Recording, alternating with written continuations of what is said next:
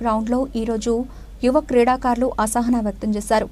ఎన్నో సంవత్సరాల నుండి అనేక మంది క్రీడాకారులను తయారు చేసిన మైదానాన్ని ఇండోర్ స్టేడియం పేరు మీద వ్యాపార సంస్థగా మార్చడం సిగ్గుచేటని అన్నారు.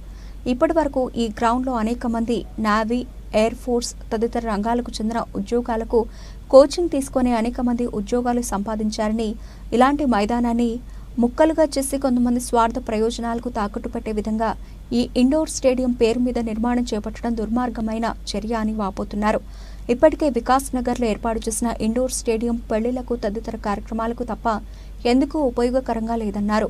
వేలాది మంది యువకులు ప్రాక్టీస్ చేసుకునే ఇలాంటి గ్రౌండ్ను రాత్రికి రాత్రే ఫెన్సింగ్ వేసి గుంటలు తీయడం ఎంతో దుర్మార్గమైన చర్య అని, ఒక పక్క ఎలక్షన్ కోడ్ ఉన్నప్పటికీ ఇలాంటి కార్యక్రమాలు జరపడం ఎంతో దురదృష్టకరమని తెలియజేశారు. మేము ఉన్న యూత్ కుర్రోళ్ళందరూ కూడా వ్యతిరేకత అండి. ఎందుకంటే ఇదే గ్రౌండ్లో మేము లాంగ్ పిచ్లు ఆడుకోవడానికి కానీ, అంటే నేవీకి కానీ, ఆర్మీకి కానీ, రన్నింగ్ ప్రిపేర్ అవడానికి కానీ ఈ గ్రౌండ్ ఎంతో ఉపయోగపడుతుంది. ఇంతకు ముందు కూడా ఇదే ప్రపోజల్ ఇండోర్ స్టేడియం కోసం ప్రపోజల్ అయినప్పుడు కూడా మేము ఆర్గ్యుమెంట్ చేసాం. అప్పుడు కూడా వ్యతిరేకించాం. అప్పుడు కూడా దీనికోసం మేము వ్యతిరేకించాం.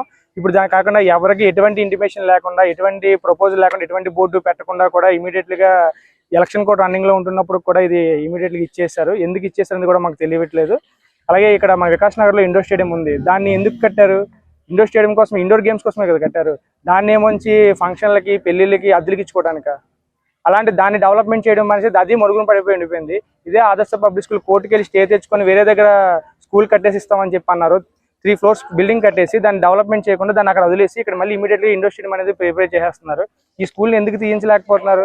అగనంపూడిలో 10 ఎకరాలు స్పోర్ట్స్ అథారిటీ కోసం శాంక్షన్ అయింది. ఆ 10 ఎకరాలలో ఏమైంది? ఆ 10 ఎకరాలు తుప్పలు పలుస్తున్నాయి. దాన్ని ఎందుకు డెవలప్ చేయట్లేదు? ఇలా ఇవన్నీ డెవలప్ చేయడం మనిషి ఇక్కడ ఎంతో మంది యూత్ పిల్లలు ఆడుకుంటున్న టైంలో ఇలాంటి దాన్ని ఇచ్చేయడం కరెక్ట్ కాదు. అదే ఇప్పుడున్న యూత్ పిల్లలు అయితే చిన్న పిల్లలు అయితే ఫ్రీ ఫైర్కి, పబ్జీలకి అలవాటు పడిపోయారు. అలాంటి వాళ్ళు ఇక్కడికి వచ్చి ఎండలో ఆడుకోవడం వల్ల ఇమ్యూనిటీ పవర్ పెరుగుతుంది. ఇక్కడికి వచ్చి ఇండోర్ గేమ్స్, అవుట్డోర్ గేమ్స్కి ఎంతో ఇంపార్టెన్స్ ఉంది. అలాంటిది ఈ గ్రౌండ్ని ఇండోర్ స్టేడియం చేయడం అనేది మేము యూత్ కుర్రవాళ్ళు ఎవరు కూడా ఒప్పుకోవట్లేదండి.